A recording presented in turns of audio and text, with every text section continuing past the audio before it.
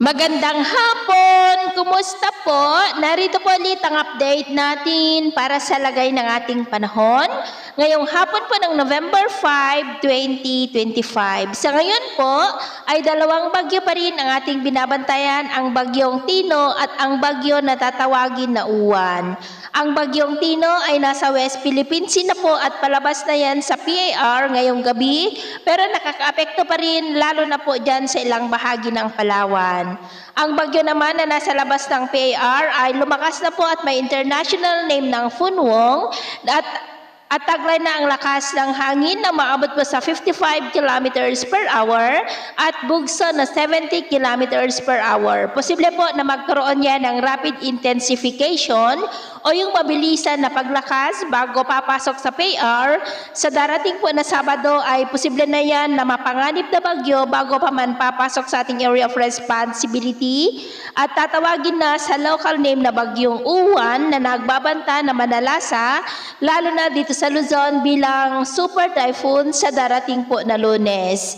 Pero paalala lamang po na posible pa na magbago ang forecast na ito, kaya patuloy po tayong mag-antabay sa mga susunod po na updates. At sa lagay ng ating panahon, ngayong hapon ay nakakaranas ng maulap na kalangitan na minsan ay may mga pulo-pulo na mapag-uulan sa ilang bahagi ng Cagayan Valley, Cordillera, Bataan, Bulacan, Metro Manila, Calabarzon, Bicol Region, Mimaropa, Panay Island, Negros, southern part ng Cebu, Eastern Samar, Sulu Archipelago, Zamboanga Peninsula, Northern Mindanao at Sorsogon. At mamayang gabi, may mga isolated rains pa rin sa ilang bahagi ng ating bansa lalo na sa may Bataan, Quezon, Camarines Norte, Batangas, Mimaropa, Western Visayas, Caraga, Zamboanga Peninsula at Sulu Archipelago. Kaya mag-ingat po tayo sa mga banta ng mapagbaha at pagguho ng lupa. At sa atin naman pong mga baybayin, iwasan na muna natin ang papalaot sa mga baybayin ng kanluran ng Northern Luzon,